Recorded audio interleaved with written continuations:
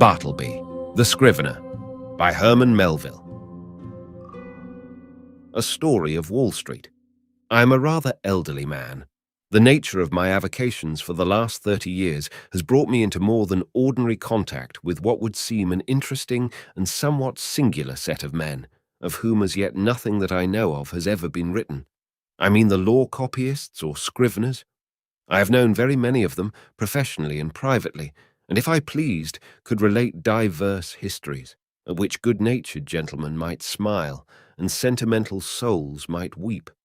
But I waive the biographies of all other scriveners for a few passages in the life of Bartleby, who was a scrivener of the strangest I ever saw or heard of. While of other law copyists I might write the complete life, of Bartleby nothing of that sort can be done. I believe that no materials exist for a full and satisfactory biography of this man. It is an irreparable loss to literature.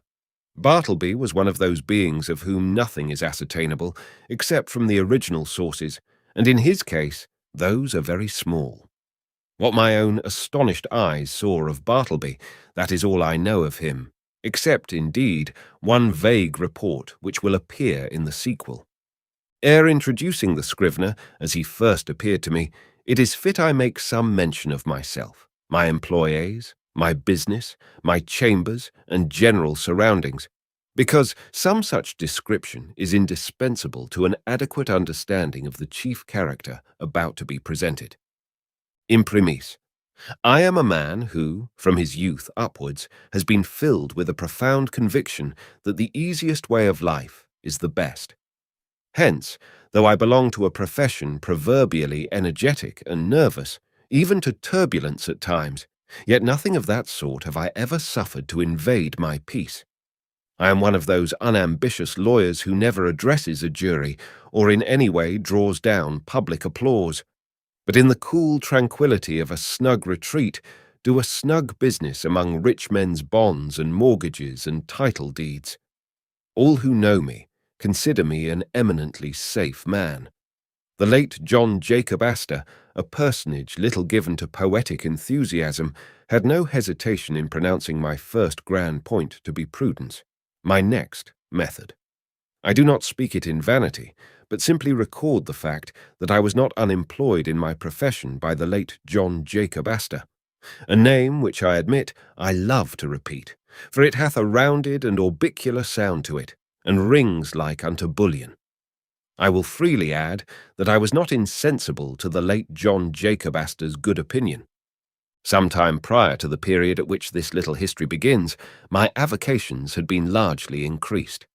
The good old office, now extinct in the state of New York, of a master in chancery, had been conferred upon me. It was not a very arduous office, but very pleasantly remunerative. I seldom lose my temper, much more seldom indulge in dangerous indignation at wrongs and outrages, but I must be permitted to be rash here and declare that I consider the sudden and violent abrogation of the office of Master in Chancery by the new Constitution as a premature act, inasmuch as I had counted upon a life lease of the profits, whereas I only received those of a few short years. But this is by the way.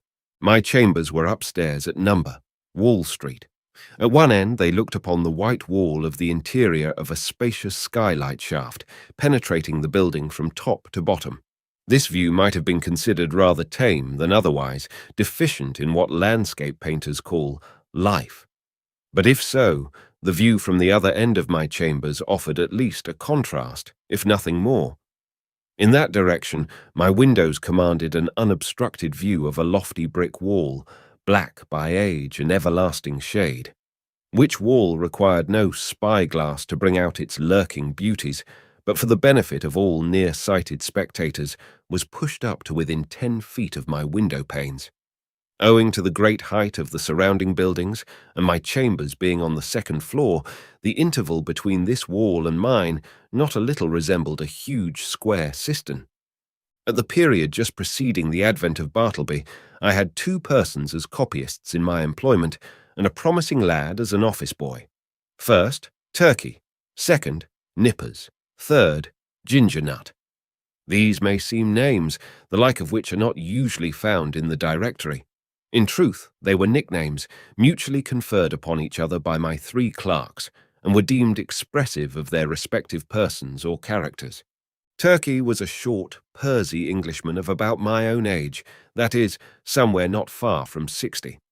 In the morning, one might say, his face was of a fine, florid hue, but after 12 o'clock, meridian, his dinner hour, it blazed like a grate full of Christmas coals, and continued blazing, but, as it were, with a gradual wane, till 6 o'clock, p.m. or thereabouts, after which I saw no more of the proprietor of the face, which, gaining its meridian with the sun, seemed to set with it, to rise, culminate, and decline the following day, with the like regularity and undiminished glory. There are many singular coincidences I have known in the course of my life, not the least among which was the fact that exactly when Turkey displayed his fullest beams from his red and radiant countenance, just then, too, at that critical moment, began the daily period when I considered his business capacities as seriously disturbed for the remainder of the 24 hours. Not that he was absolutely idle or averse to business then. Far from it. The difficulty was, he was apt to be altogether too energetic. There was a strange, inflamed, flurried, flighty recklessness of activity about him. He would be incautious in dipping his pen into his inkstand. All his blots upon my documents were dropped there after 12 o'clock meridian. Indeed, not only would he be reckless and sadly given to making blots in the afternoon, but some days he went further and was rather noisy. At such times, too, his face flamed with augmented blazonry, as if cannel coal had been heaped on anthracite. He made an unpleasant racket with his chair, spilled his sandbox, in mending his pens, impatiently split them all to pieces, and threw them on the floor in a sudden passion, stood up and leaned over his table, boxing his papers about in a most indecorous manner, very sad to behold in an elderly man like him. Nevertheless, as he was in many ways a most valuable person to me, and all the time before 12 o'clock, meridian was the quickest, steadiest creature too, accomplishing a great deal of work in a style not easy to be matched. For these reasons, I was willing to overlook his eccentricities, though indeed occasionally I remonstrated with him. I did this very gently, however, because though the civilest, nay, the blandest and most reverential of men in the morning, yet in the afternoon he was disposed, upon provocation, to be slightly rash with his tongue, in fact, insolent. Now, valuing his morning services as I did, and resolved not to lose them, yet, at the same time made uncomfortable by his inflamed ways after 12 o'clock, and being a man of peace, unwilling by my admonitions to call forth unseemly retorts from him, I took upon me, one Saturday noon, he was always worse on Saturdays, to hint to him very kindly that perhaps now that he was growing old, it might be well to abridge his labours. In short, he need not come to my chambers after 12 o'clock, but dinner over, had best go home to his lodgings and rest himself till tea-time. But no, he insisted upon his afternoon devotions. His countenance became intolerably fervid as he oratorically assured me, gesticulating with a long ruler at the other end of the room, that if his services in the morning were useful, how indispensable then in the afternoon. "With submission, sir," said Turkey on this occasion, "I consider myself your right-hand man. In the morning I but marshal and deploy my columns, but in the afternoon I put myself at their head and gallantly charge the foe, thus." And he made a violent thrust with the ruler. "But the blots, Turkey," intimated I. "True, but with submission, sir, behold these hairs. I am getting old. Surely, sir, a blot or two of a warm afternoon is not to be severely urged against grey hairs. Old age, even if it blot the page, is honourable. With submission, sir, we both are getting old." This appeal to my fellow-feeling was hardly to be resisted. At all events, I saw that go he would not. So I made up my mind to let him stay, resolving, nevertheless, to see to it that during the afternoon he had to do with my less important papers. Nippers, the second on my list, was a whiskered, sallow, and upon the whole rather piratical-looking young man of about 25. I always deemed him the victim of two evil powers, ambition and indigestion. The ambition was evinced by a certain impatience of the duties of a mere copyist, an unwarrantable usurpation of strictly professional affairs, such as the original drawing up of legal documents. The indigestion seemed betokened in an occasional nervous testiness and grinning irritability, causing the teeth to audibly grind together over mistakes committed in copying. Unnecessary maledictions, hissed rather than spoken in the heat of business, and especially by a continual discontent with the height of the table where he worked. Though of a very ingenious mechanical turn, Nippers could never get this table to suit him. He put chips under it, blocks of various sorts, bits of pasteboard, and at last went so far as to attempt an exquisite adjustment by final pieces of folded blotting paper. But no invention would answer. If, for the sake of easing his back, he brought the table lid at a sharp angle well up towards his chin, and wrote there like a man using the steep roof of a Dutch house for his desk, then he declared that it stopped the circulation in his arms. If now he lowered the table to his waistbands and stooped over it in writing, then there was a sore aching in his back. In short, the truth of the matter was, Nippers knew not what he wanted. Or, if he wanted anything, it was to be rid of a scrivener's table altogether. Among the manifestations of his diseased ambition was a fondness he had for receiving visits from certain ambiguous-looking fellows in seedy coats, whom he called his clients. Indeed, I was aware that not only was he at times considerable of a ward politician, but he occasionally did a little business at the justices' courts, and was not unknown on the steps of the tombs. I have good reason to believe, however, that one individual who called upon him at my chambers, and who, with a grand air, he insisted was his client, was no other than a dun, and the alleged title deed, a bill. But with all his failings, and the annoyances he caused me, Nippers, like his compatriot Turkey, was a very useful man to me, wrote a neat, swift hand, and when he chose, was not deficient in a gentlemanly sort of deportment. Added to this, he always dressed in a gentlemanly sort of way, and so, incidentally, reflected credit upon my chambers. Whereas with respect to Turkey, I had much ado to keep him from being a reproach to me. His clothes were apt to look oily and smell of eating-houses. He wore his pantaloons very loose and baggy in summer. His coats were execrable, his hat not to be handled. But while the hat was a thing of indifference to me, inasmuch as his natural civility and deference as a dependent Englishman always led him to doff it the moment he entered the room, yet his coat was another matter. Concerning his coats, I reasoned with him, but with no effect. The truth was, I suppose, that a man of so small an income could not afford to sport such a lustrous face and a lustrous coat at one and the same time. As Nippers once observed, Turkey's money went chiefly for red ink. One winter day I presented Turkey with a highly respectable-looking coat of my own, a padded grey coat of a most comfortable warmth, and which buttoned straight up from the knee to the neck. I thought Turkey would appreciate the favour and abate his rashness and obstreperousness of afternoons. But no.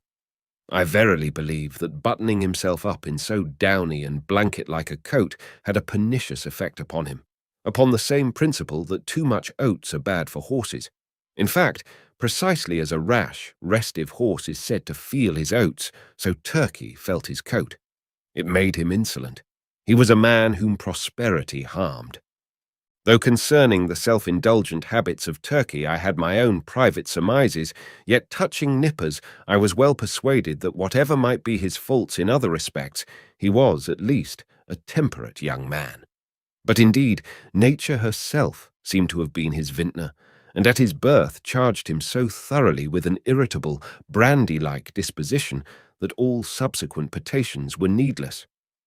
When I consider how, amid the stillness of my chambers, Nippers would sometimes impatiently rise from his seat, and stooping over his table, spread his arms wide apart, seize the whole desk, and move it, and jerk it, with a grim, grinding motion on the floor, as if the table were a perverse voluntary agent, intent on thwarting and vexing him, I plainly perceived that for nippers, brandy and water were altogether superfluous.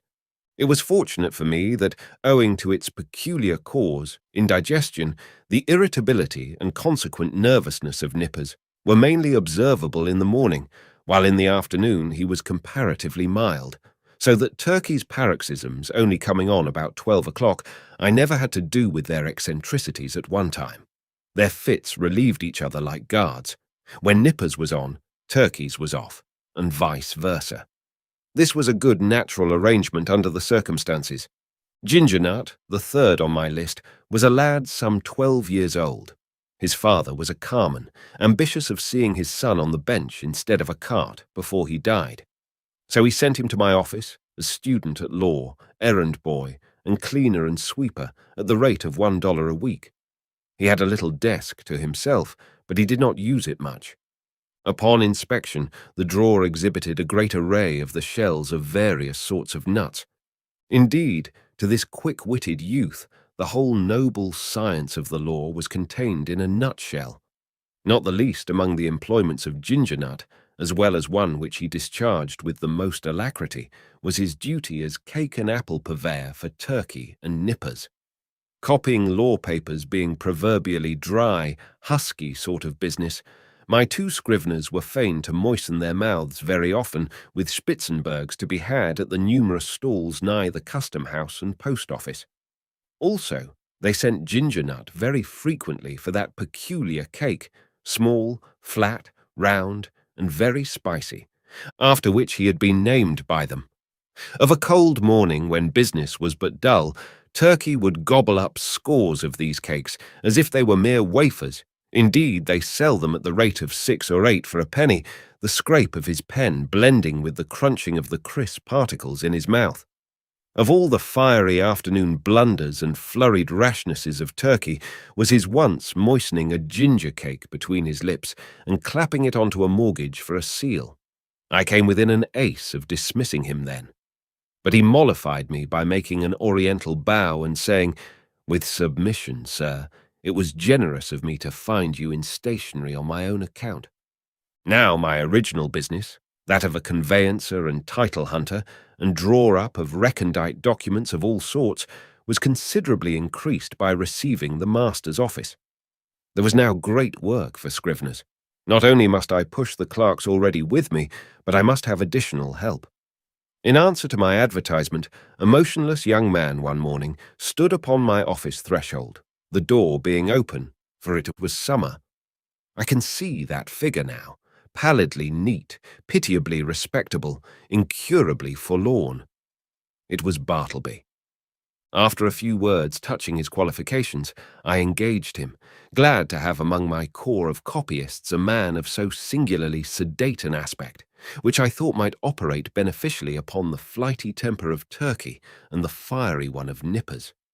I should have stated before that ground-glass folding doors divided my premises into 2 parts, one of which was occupied by my scriveners, the other by myself. According to my humour, I threw open these doors, or closed them. I resolved to assign Bartleby a corner by the folding doors, but on my side of them, so as to have this quiet man within easy call, in case any trifling thing was to be done. I placed his desk close up to a small side window in that part of the room, a window which originally had afforded a lateral view of certain grimy backyards and bricks, but which, owing to subsequent erections, commanded at present no view at all, though it gave some light. Within 3 feet of the panes was a wall, and the light came down from far above, between 2 lofty buildings, as from a very small opening in a dome. Still further to a satisfactory arrangement, I procured a high green folding screen, which might entirely isolate Bartleby from my sight, though not remove him from my voice. And thus, in a manner, privacy and society were conjoined. At first, Bartleby did an extraordinary quantity of writing. As if long famishing for something to copy, he seemed to gorge himself on my documents. There was no pause for digestion. He ran a day and night line, copying by sunlight and by candlelight. I should have been quite delighted with his application had he been cheerfully industrious, but he wrote on silently, palely, mechanically, It is, of course, an indispensable part of a scrivener's business to verify the accuracy of his copy, word by word. Where there are two or more scriveners in an office, they assist each other in this examination, one reading from the copy, the other holding the original. It is a very dull, wearisome, and lethargic affair. I can readily imagine that to some sanguine temperaments it would be altogether intolerable. For example, I cannot credit that the mettlesome poet Byron would have contentedly sat down with Bartleby to examine a law document of, say, 500 pages, closely written in a crimpy hand. Now and then, in the haste of business, it had been my habit to assist in comparing some brief document myself, calling Turkey or Nippers for this purpose. One object I had in placing Bartleby so handy to me behind the screen was to avail myself of his services on such trivial occasions. It was on the third day, I think, of his being with me, and before any necessity had arisen for having his own writing examined, that being much hurried to complete a small affair I had in hand, I abruptly called to Bartleby. In my haste and natural expectancy of instant compliance, I sat with my head bent over the original on my desk and my right hand sideways, and somewhat nervously extended with the copy, so that immediately upon emerging from his retreat, Bartleby might snatch it and proceed to business without the least delay. In this very attitude did I sit when I called to him, rapidly stating what it was I wanted him to do, namely, to examine a small paper with me. Imagine my surprise, nay, my consternation, when without moving from his privacy, Bartleby in a singularly mild, firm voice replied, "I would prefer not to." I sat a while in perfect silence, rallying my stunned faculties. Immediately it occurred to me that my ears had deceived me, or Bartleby had entirely misunderstood my meaning. I repeated my request in the clearest tone I could assume, but in quite as clear a one came the previous reply, "I would prefer not to." "Prefer not to," echoed I, rising in high excitement and crossing the room with a stride. "What do you mean? Are you moonstruck? I want you to help me compare this sheet here. Take it." And I thrust it towards him. "I would prefer not to," said he. I looked at him steadfastly. His face was leanly composed, his grey eye dimly calm. Not a wrinkle of agitation rippled him. Had there been the least uneasiness, anger, impatience, or impertinence in his manner, in other words, had there been anything ordinarily human about him, doubtless I should have violently dismissed him from the premises. But as it was, I should have as soon thought of turning my pale plaster of Paris bust of Cicero out of doors. I stood gazing at him a while as he went on with his own writing, and then reseated myself at my desk. This is very strange, thought I. What had one best do? But my business hurried me. I concluded to forget the matter for the present, reserving it for my future leisure. So, calling Nippers from the other room, the paper was speedily examined. A few days after this, Bartleby concluded 4 lengthy documents, being quadruplicates of a week's testimony taken before me in my High Court of Chancery. It became necessary to examine them. It was an important suit, and great accuracy was imperative. Having all things arranged, I called Turkey, Nippers, and Gingernut from the next room, meaning to place the 4 copies in the hands of my 4 clerks, while I should read from the original. Accordingly, Turkey, Nippers, and Gingernut had taken their seats in a row, each with his document in hand, when I called to Bartleby to join this interesting group. "Bartleby, quick! I am waiting." I heard a slow scrape of his chair legs on the uncarpeted floor, and soon he appeared standing at the entrance of his hermitage. "What is wanted?" said he mildly. "The copies, the copies," said I hurriedly. "We are going to examine them. There." And I held towards him the 4th quadruplicate. "I would prefer not to," he said, and gently disappeared behind the screen. For a few moments I was turned into a pillar of salt, standing at the head of my seated column of clerks. Recovering myself, I advanced towards the screen and demanded the reason for such extraordinary conduct. "Why do you refuse?" "I would prefer not to." With any other man, I should have flown outright into a dreadful passion, scorned all further words, and thrust him ignominiously from my presence. But there was something about Bartleby that not only strangely disarmed me, but in a wonderful manner touched and disconcerted me. I began to reason with him. These are your own copies we are about to examine. It is labour-saving to you, because one examination will answer for your 4 papers. It is common usage. Every copyist is bound to help examine his copy. Is it not so? Will you not speak? Answer. I prefer not to, he replied in a flute-like tone. It seemed to me that while I had been addressing him, he carefully revolved every statement that I made, fully comprehended the meaning, could not gainsay the irresistible conclusions, but, at the same time, some paramount consideration prevailed with him to reply as he did. You are decided, then, not to comply with my request, a request made according to common usage and common sense. He briefly gave me to understand that on that point my judgment was sound. Yes, his decision was irreversible. It is not seldom the case that when a man is browbeaten in some unprecedented and violently unreasonable way, he begins to stagger in his own plainest faith. He begins, as it were, vaguely to surmise that, wonderful as it may be, all the justice and all the reason is on the other side. Accordingly, if any disinterested persons are present, he turns to them for some reinforcement for his own faltering mind. "Turkey," said I, "what do you think of this? Am I not right?" "With submission, sir," said Turkey, with his blandest tone, "I think that you are." "Nippers," said I, "what do you think of it?" "I think I should kick him out of the office." The reader of nice perceptions will here perceive that, it being morning, Turkey's answer is couched in polite and tranquil terms, but Nippers replies in ill-tempered ones. Or, to repeat a previous sentence, Nipper's ugly mood was on duty, and Turkey's off. "Gingernut," said I, willing to enlist the smallest suffrage in my behalf. "What do you think of it?" "I think, sir, he's a little loony," replied Gingernut with a grin. "You hear what they say," said I, turning towards the screen. "Come forth and do your duty." But he vouchsafed no reply. I pondered a moment in sore perplexity, but once more business hurried me. I determined again to postpone the consideration of this dilemma to my future leisure.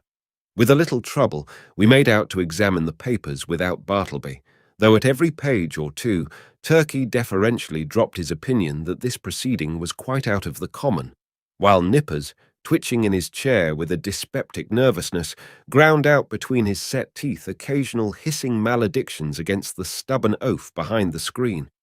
And for his, Nippers' part, this was the first and the last time he would do another man's business without pay. Meanwhile, Bartleby sat in his hermitage, oblivious to everything but his own peculiar business there. Some days passed, the scrivener being employed upon another lengthy work. His late remarkable conduct led me to regard his ways narrowly. I observed that he never went to dinner, indeed that he never went anywhere. As yet, I had never of my personal knowledge known him to be outside of my office. He was a perpetual sentry in the corner. At about 11 o'clock, though, in the morning, I noticed that Gingernut would advance toward the opening in Bartleby's screen, as if silently beckoned thither by a gesture invisible to me where I sat. The boy would then leave the office jingling a few pence, and reappear with a handful of gingernuts which he delivered in the hermitage, receiving 2 of the cakes for his trouble. He lives, then, on gingernuts, thought I. Never eats a dinner, properly speaking. He must be a vegetarian, then. But no, he never eats even vegetables. He eats nothing but gingernuts. My mind then ran on in reveries concerning the probable effects upon the human constitution of living entirely on gingernuts. Gingernuts are so called because they contain ginger as one of their peculiar constituents and the final flavouring one. Now, what was ginger? A hot, spicy thing. Was Bartleby hot and spicy? Not at all. Ginger, then, had no effect upon Bartleby. Probably he preferred it should have none. Nothing so aggravates an earnest person as a passive resistance. If the individual so resisted be of a not inhumane temper, and the resisting one perfectly harmless in his passivity, then, in the better moods of the former, he will endeavour charitably to construe to his imagination what proves impossible to be solved by his judgment. Even so, for the most part, I regarded Bartleby and his ways. Poor fellow, thought I, he means no mischief. It is plain he intends no insolence. His aspect sufficiently evinces that his eccentricities are involuntary. He is useful to me. I can get along with him. If I turn him away, the chances are he will fall in with some less indulgent employer, and then he will be rudely treated, and perhaps driven forth miserably to starve.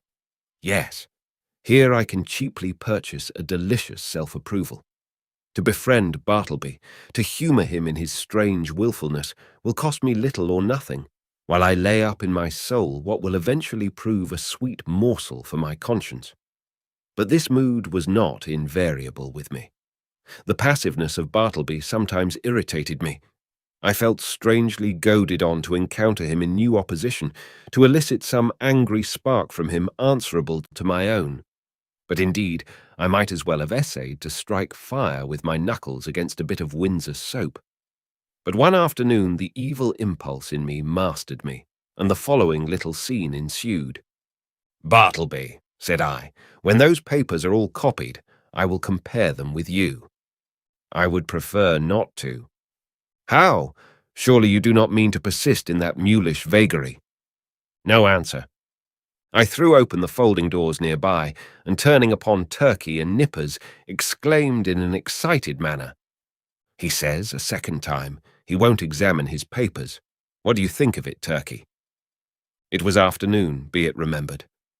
Turkey sat glowing like a brass boiler, his bald head steaming, his hands reeling among his blotted papers.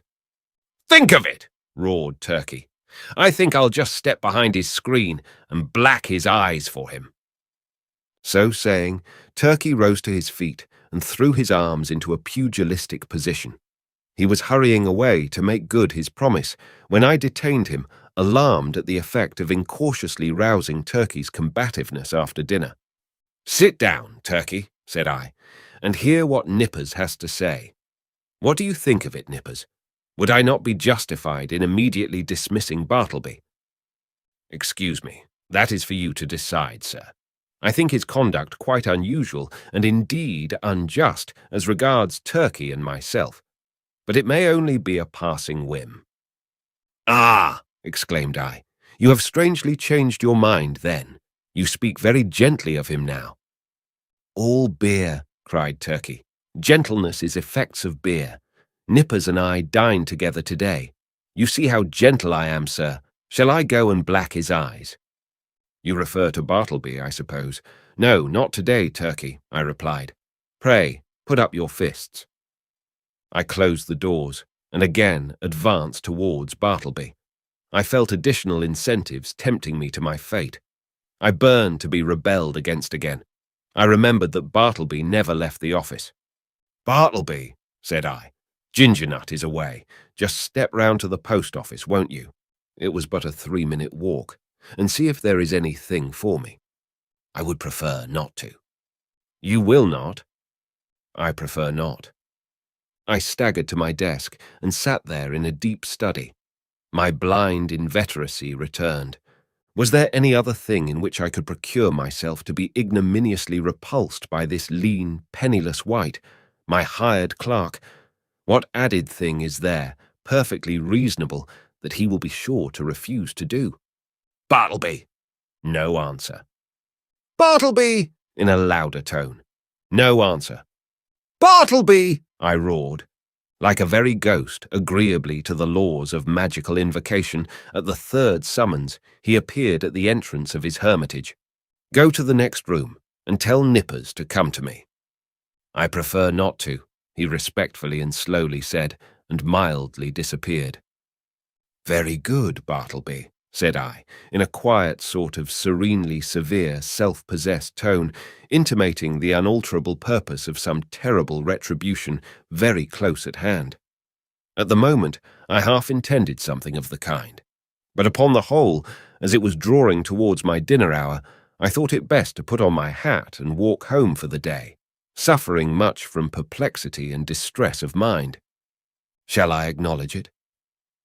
The conclusion of this whole business was that it soon became a fixed fact of my chambers that a pale young scrivener by the name of Bartleby, and a desk there, that he copied for me at the usual rate of 4 cents a folio, 100 words, but he was permanently exempt from examining the work done by him, that duty being transferred to Turkey and nippers, one of compliment doubtless to their superior acuteness.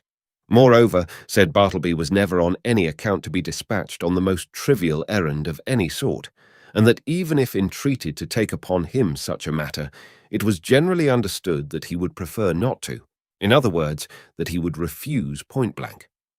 As days passed on, I became considerably reconciled to Bartleby. His steadiness, his freedom from all dissipation, his incessant industry, except when he chose to throw himself into a standing reverie behind his screen, his great stillness, his unalterableness of demeanour under all circumstances, made him a valuable acquisition.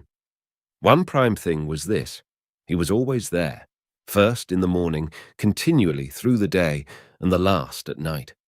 I had a singular confidence in his honesty. I felt my most precious papers perfectly safe in his hands.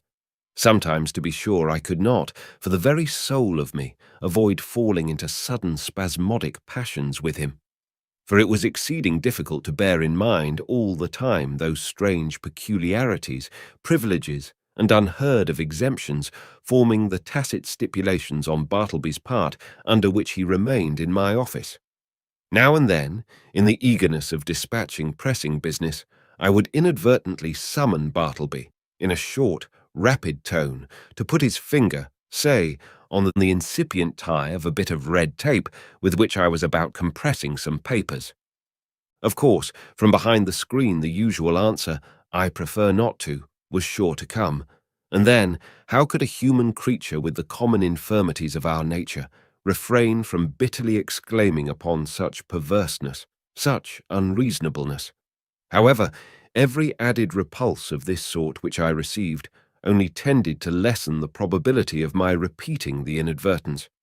Here it must be said that according to the custom of most legal gentlemen occupying chambers in densely populated law buildings, there were several keys to my door. One was kept by a woman residing in the attic, which person weekly scrubbed and daily swept and dusted my apartments. Another was kept by Turkey for convenience sake.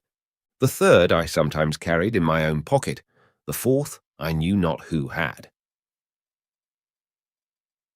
Now, one Sunday morning I happened to go to Trinity Church to hear a celebrated preacher, and finding myself rather early on the ground, I thought I would walk around to my chambers for a while. Luckily, I had my key with me, but upon applying it to the lock, I found it resisted by something inserted from the inside. Quite surprised, I called out, when to my consternation a key was turned from within, and thrusting his lean visage at me and holding the door ajar, the apparition of Bartleby appeared in his shirt-sleeves, and otherwise in a strangely tattered dishabille, saying quietly that he was sorry, but he was deeply engaged just then, and preferred not admitting me at present. In a brief word or two, he moreover added that perhaps I had better walk round the block 2 or 3 times, and by that time he would probably have concluded his affairs.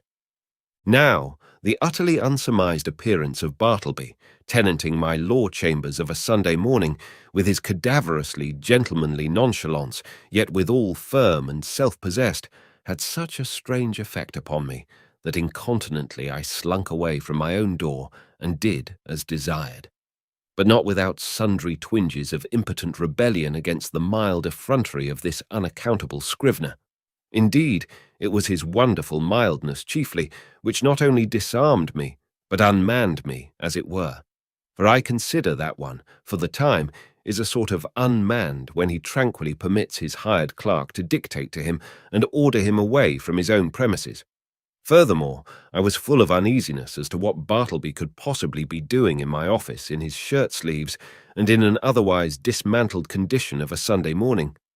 Was anything amiss going on? Nay, that was out of the question. It was not to be thought of for a moment that Bartleby was an immoral person, but what could he be doing there? Copying? Nay, again, whatever might be his eccentricities, Bartleby was an eminently decorous person. He would be the last man to sit down to his desk in any state approaching to nudity.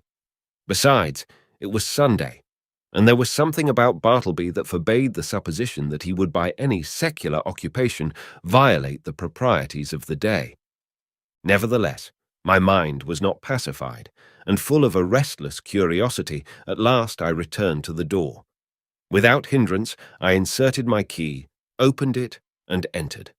Bartleby was not to be seen. I looked round anxiously, peeped behind his screen, but it was very plain that he was gone. Upon more closely examining the place, I surmised that for an indefinite period Bartleby must have ate, dressed, and slept in my office, and that too without plate, mirror, or bed. The cushioned seat of a rickety old sofa in one corner bore the faint impress of a lean, reclining form. Rolled away under his desk, I found a blanket. Under the empty grate, a blacking box and brush. On a chair, a tin basin with soap and a ragged towel. In a newspaper, a few crumbs of ginger nuts and a morsel of cheese. Yes, thought I, it is evident enough that Bartleby has been making his home here, keeping Bachelor's Hall all by himself. Immediately then the thought came sweeping across me. What miserable friendlessness and loneliness are here revealed. His poverty is great, but his solitude, how horrible. Think of it. Of a Sunday, Wall Street is deserted as Petra, and every night of every day it is an emptiness. This building, too, which of weekdays hums with industry and life, at nightfall echoes with sheer vacancy, and all through Sunday is forlorn. And here Bartleby makes his home, sole spectator of a solitude which he has seen all populous, a sort of innocent and transformed Marius brooding among the ruins of Carthage. For the first time in my life, a feeling of overpowering, stinging melancholy seized me. Before, I had never experienced aught but a not unpleasing sadness. The bond of a common humanity now drew me irresistibly to gloom, a fraternal melancholy. For both I and Bartleby were sons of Adam. I remembered the bright silks and sparkling faces I had seen that day, in gala trim, swan-like, sailing down the Mississippi of Broadway, and I contrasted them with the pallid copyist and thought to myself, ah, happiness courts the light, so we deem the world is gay. But misery hides aloof, so we deem that misery there is none. These sad fancyings, chimeras doubtless of a sick and silly brain, led on to other and more special thoughts concerning the eccentricities of Bartleby. Presentiments of strange discoveries hovered round me. The scrivener's pale form appeared to me laid out among uncaring strangers in its shivering, winding sheet. Suddenly, I was attracted by Bartleby's closed desk, the key in open sight left in the lock. I mean no mischief, seek the gratification of no heartless curiosity, thought I. Besides, the desk is mine, and its contents too, so I will make bold to look within. Everything was methodically arranged, the papers smoothly placed.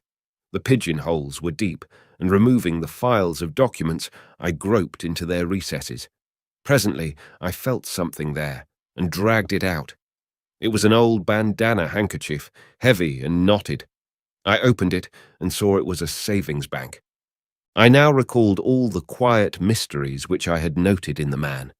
I remembered that he never spoke but to answer, that though at intervals he had considerable time to himself, yet I had never seen him reading, no, not even a newspaper, that for long periods he would stand looking out at his pale window behind the screen upon the dead brick wall.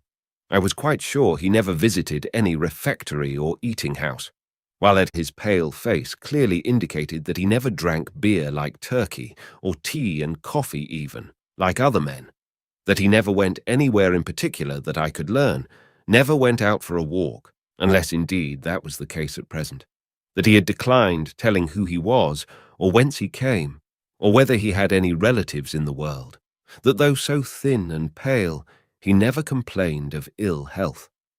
And more than all, I remembered a certain unconscious air of pallid, how shall I call it?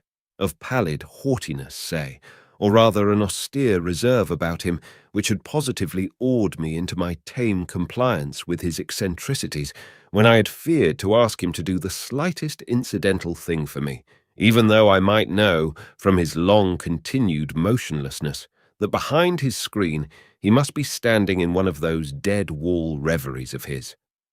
Revolving all these things, and coupling them with the recently discovered fact that he made my office his constant abiding place and home, and not forgetful of his morbid moodiness.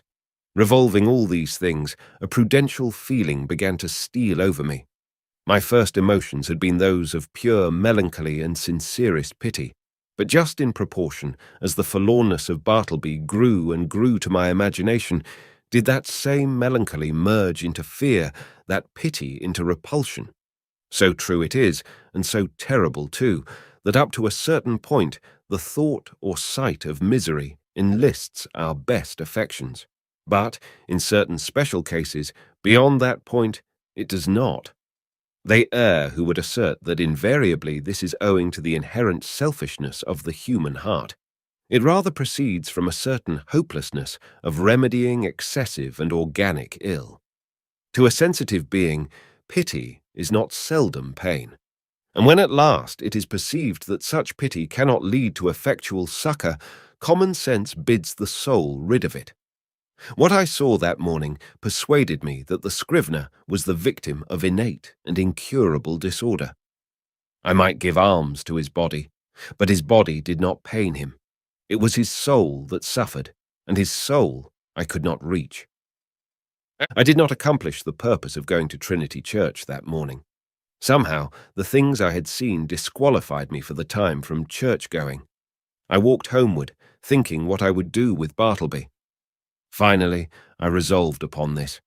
I would put certain calm questions to him the next morning, touching his history, etc., and if he declined to answer them openly and unreservedly, and I supposed he would prefer not, then to give him a $20 bill over and above whatever I might owe him, and tell him his services were no longer required, but that if in any other way I could assist him, I would be happy to do so, especially if he desired to return to his native place, wherever that might be. I would willingly help to defray the expenses. Moreover, if, after reaching home, he found himself at any time in want of aid, a letter from him would be sure of a reply. The next morning came. "Bartleby," said I, gently calling to him behind his screen. No reply. "Bartleby," said I, in a still gentler tone. "Come here. I'm not going to ask you to do anything you would prefer not to do. I simply wish to speak to you." Upon this, he noiselessly slid into view. "Will you tell me, Bartleby, where you were born?" "I would prefer not to." "Will you tell me anything about yourself?" "I would prefer not to." "But what reasonable objection can you have to speak to me? I feel friendly towards you." He did not look at me while I spoke, but kept his glance fixed upon my bust of Cicero, which, as I then sat, was directly behind me, some 6 inches above my head. "What is your answer, Bartleby?" said I, after waiting a considerable time for a reply, during which his countenance remained immovable, only there was the faintest conceivable tremor of the white, attenuated mouth. "At present, I prefer to give no answer," he said, and retired into his hermitage. It was rather weak in me, I confess, but his manner on this occasion nettled me. Not only did there seem to lurk in it a certain calm disdain, but his perverseness seemed ungrateful, considering the undeniable good usage and indulgence he had received from me. Again, I sat ruminating what I should do. Mortified as I was at his behaviour, and resolved as I had been to dismiss him when I entered my offices, nevertheless, I strangely felt something superstitious knocking at my heart, and forbidding me to carry out my purpose, and denouncing me for a villain if I dared to breathe one bitter word against this forlornest of mankind. At last, familiarly drawing my chair behind his screen, I sat down and said, "Bartleby, never mind then about revealing your history. But let me entreat you as a friend to comply as far as may be with the usages of this office. Say now you will help to examine papers tomorrow or next day. In short, say now that in a day or two you will begin to be a little reasonable. Say so, Bartleby. At present I would prefer not to be a little reasonable, was his mildly cadaverous reply. Just then the folding doors opened and Nippers approached. He seemed suffering from an unusually bad night's rest, induced by severer indigestion than common. He overheard those final words of Bartleby. "Prefer not, eh?" gritted Nippers. "I'd prefer him if I were you, sir," addressing me. "I'd prefer him. I'd give him preferences, the stubborn mule. What is it, sir, pray, that he prefers not to do now?" Bartleby moved not a limb. "Mr. Nippers," said I, "I'd prefer that you would withdraw for the present." Somehow, of late, I had got into the way of involuntarily using this word prefer upon all sorts of not exactly suitable occasions, and I trembled to think that my contact with the Scrivener had already and seriously affected me in a mental way, and what further and deeper aberration might it not yet produce? This apprehension had not been without efficacy in determining me to summary means.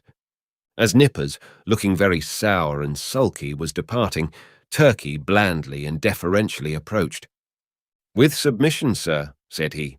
"Yesterday I was thinking about Bartleby here, and I think that if he would but prefer to take a quart of good ale every day, it would do much towards mending him and enabling him to assist in examining his papers."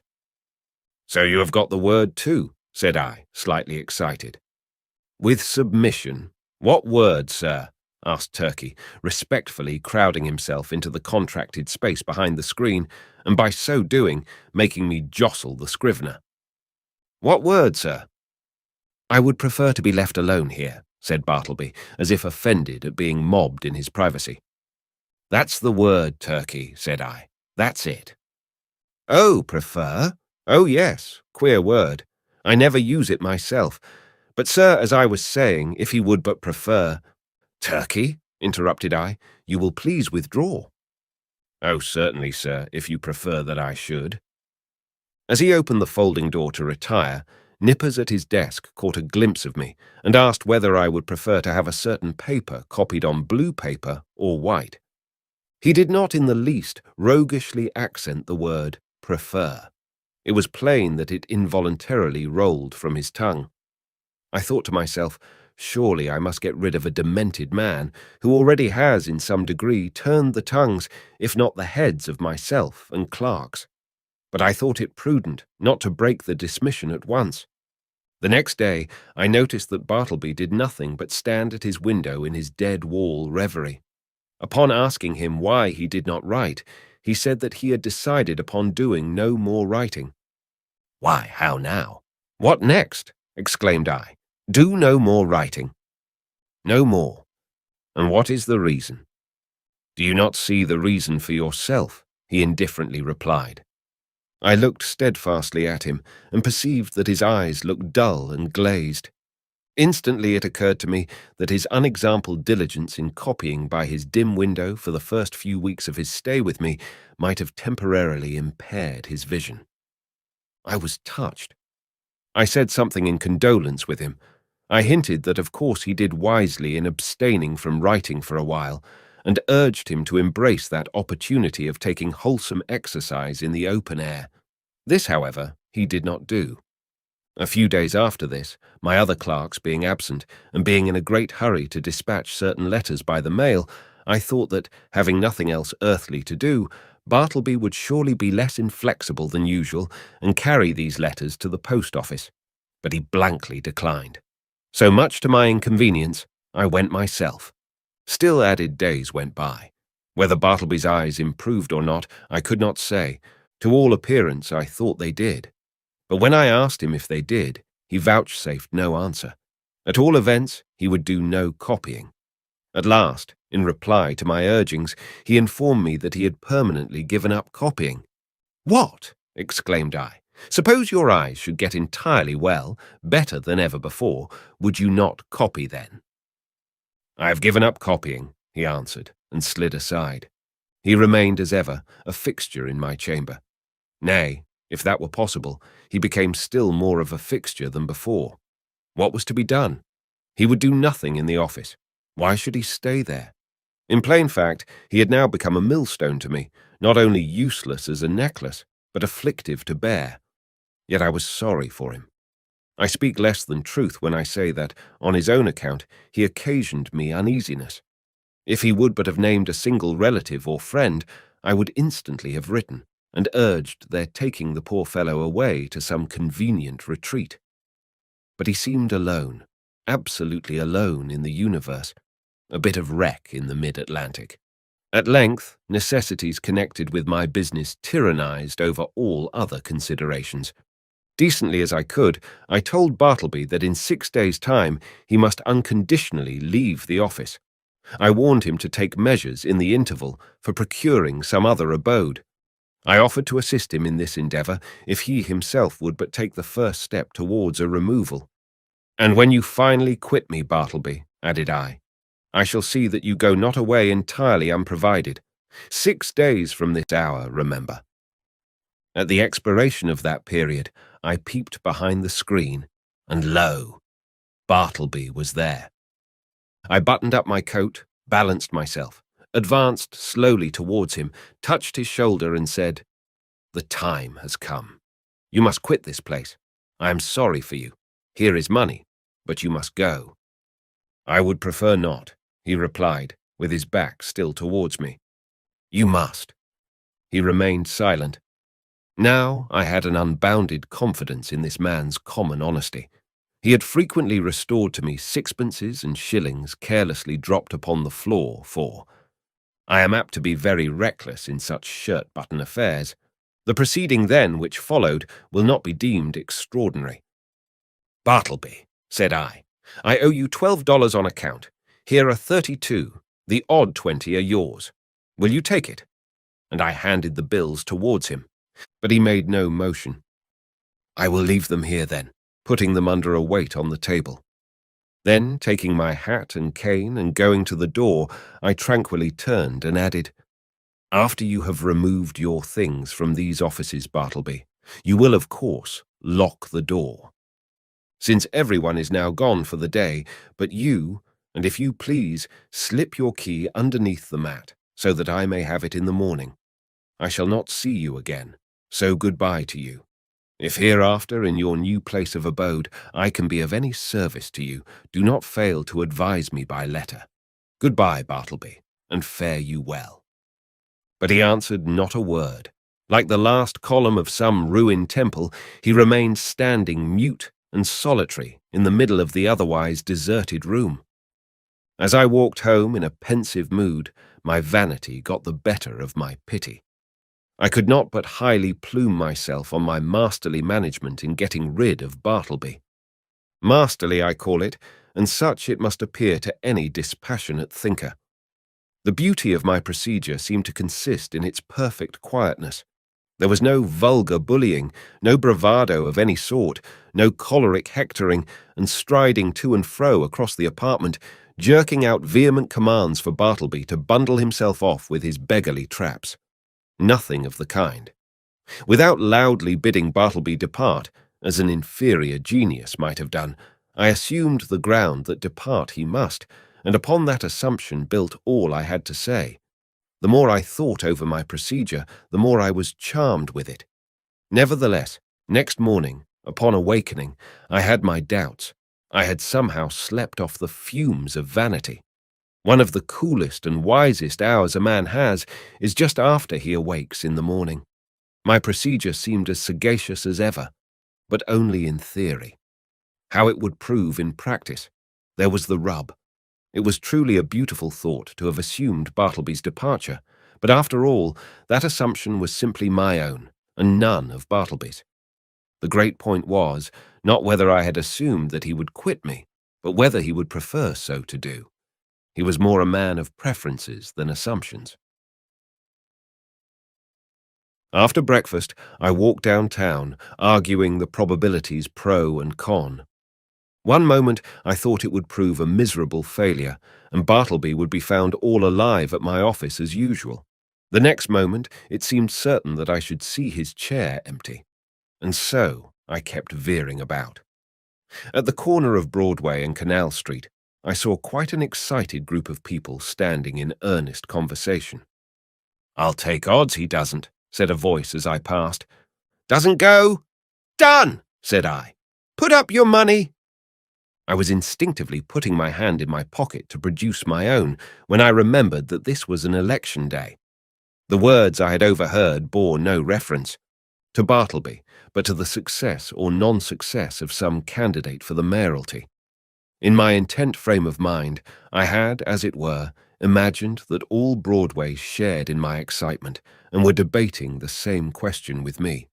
I passed on, very thankful that the uproar of the street screened my momentary absent-mindedness. As I had intended, I was earlier than usual at my office door. I stood listening for a moment. All was still. He must be gone. I tried the knob.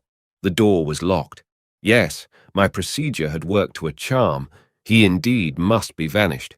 Yet a certain melancholy mixed with this. I was almost sorry for my brilliant success. I was fumbling under the doormat for the key, which Bartleby was to have left there for me, when accidentally my knee knocked against a panel, producing a summoning sound, and in response a voice came to me from within. "Not yet. I am occupied." It was Bartleby. I was thunderstruck.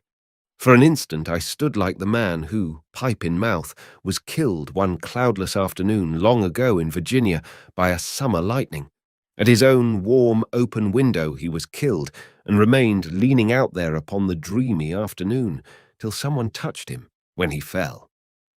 "Not gone," I murmured at last. But again, obeying that wondrous ascendancy which the inscrutable Scrivener had over me, and from which ascendancy, for all my chafing, I could not completely escape, I slowly went downstairs and out into the street, and while walking round the block, considered what I should next do in this unheard-of perplexity. Turn the man out by an actual thrusting I could not. To drive him away by calling him hard names would not do. Calling in the police was an unpleasant idea. And yet permit him to enjoy his cadaverous triumph over me. This, too, I could not think of. What was to be done? Or, if nothing could be done, was there anything further that I could assume in the matter? Yes, as before I had prospectively assumed that Bartleby would depart, so now I might retrospectively assume that departed he was. In the legitimate carrying out of this assumption, I might enter my office in a great hurry, and pretending not to see Bartleby at all, walk straight against him as if he were air. Such a proceeding would in a singular degree have the appearance of a home thrust.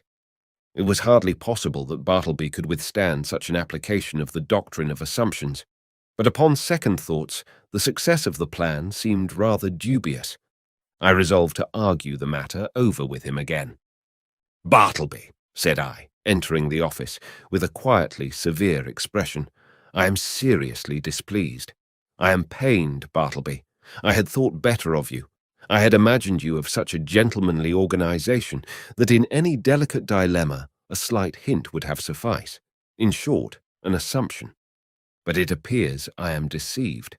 Why?" I added, unaffectedly starting. "You have not even touched that money yet," pointing to it, just where I had left it the evening previous. He answered nothing. "Will you, or will you not, quit me?" I now demanded in a sudden passion, advancing close to him. "I would prefer not to quit you," he replied, gently emphasizing the not. "What earthly right have you to stay here? Do you pay any rent? Do you pay my taxes? Or is this property yours?" He answered nothing. "Are you ready to go on and write now? Are your eyes recovered? Could you copy a small paper for me this morning, or help examine a few lines, or step round to the post office? In a word, will you do anything at all to give a colouring to your refusal to depart the premises?" He silently retired into his hermitage. I was now in such a state of nervous resentment that I thought it but prudent to check myself at present from further demonstrations. Bartleby and I were alone. I remembered the tragedy of the unfortunate Adams and the still more unfortunate Colt in the solitary office of the latter, and how poor Colt, being dreadfully incensed by Adams, and imprudently permitting himself to get wildly excited, was at unawares hurried into his fatal act, an act which certainly no man could possibly deplore more than the actor himself.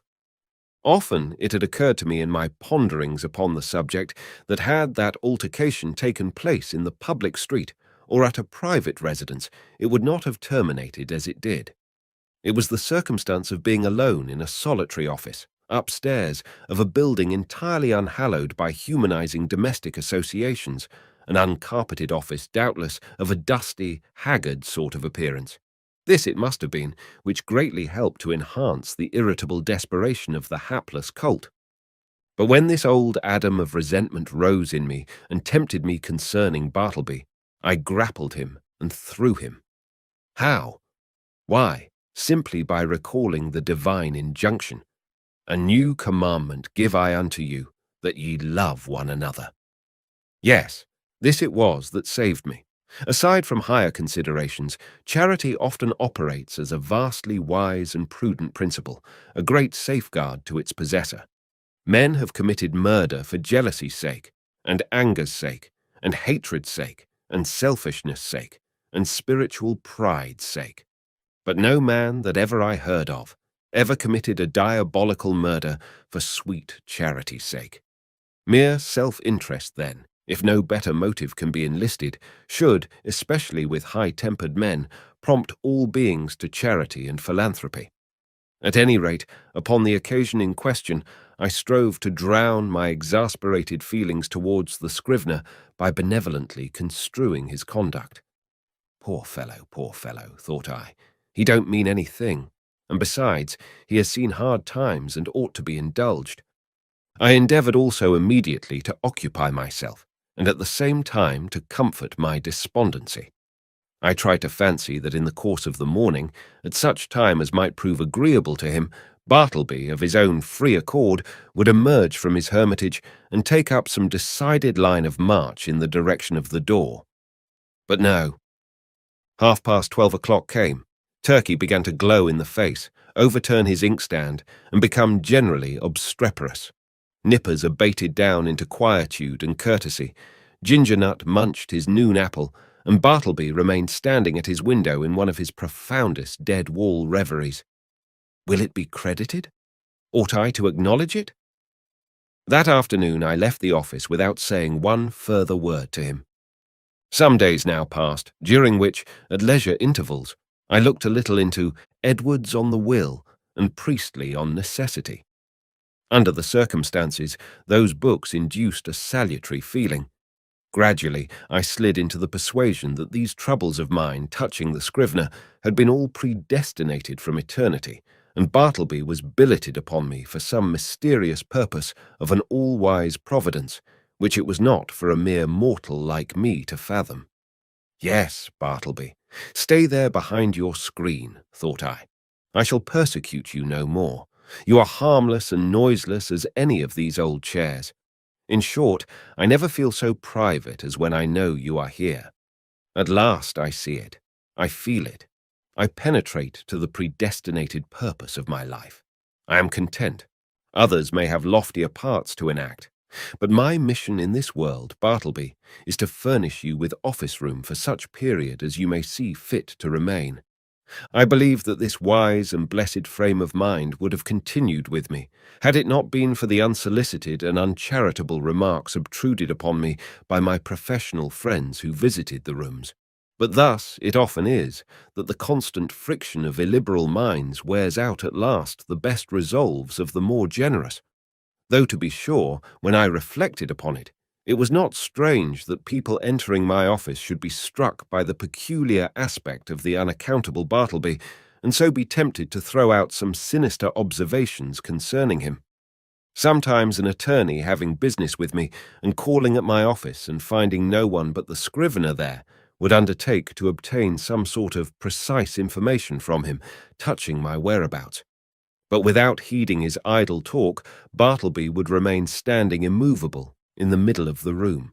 So after contemplating him in that position for a time, the attorney would depart, no wiser than he came. Also, when a reference was going on, and the room full of lawyers and witnesses and business was driving fast, Some deeply occupied legal gentleman present, seeing Bartleby wholly unemployed, would request him to run round to the legal gentleman's office, and fetch some papers for him. Thereupon, Bartleby would tranquilly decline, and yet remain idle as before. Then the lawyer would give a great stare and turn to me. And what could I say? At last, I was made aware that all through the circle of my professional acquaintance, a whisper of wonder was running round, having reference to the strange creature I kept at my office. This worried me very much, and as the idea came upon me of his possibly turning out a long-lived man and keep occupying my chambers and denying my authority and perplexing my visitors and scandalizing my professional reputation and casting a general gloom over the premises, keeping soul and body together to the last upon his savings, for doubtless he spent but half a dime a day, and in the end perhaps outlive me and claim possession of my office but by right of his perpetual occupancy. As all these dark anticipations crowded upon me more and more, and my friends continually intruded their relentless remarks upon the apparition in my room, a great change was wrought in me. I resolved to gather all my faculties together and forever rid me of this intolerable incubus. Ere revolving any complicated project, however, adapted to this end, I first simply suggested to Bartleby the propriety of his permanent departure. In a calm and serious tone, I commended the idea to his careful and mature consideration. But having taken 3 days to meditate upon it, he apprised me that his original determination remained the same. In short, that he still preferred to abide with me. What shall I do? I now said to myself, buttoning up my coat to the last button. What shall I do? What ought I to do? What does conscience say I should do with this man, or rather ghost? Rid myself of him, I must. Go he shall. But how? You will not thrust him, the poor, pale, passive mortal. You will not thrust such a helpless creature out of your door. You will not dishonor yourself by such cruelty. No, I will not. I cannot do that.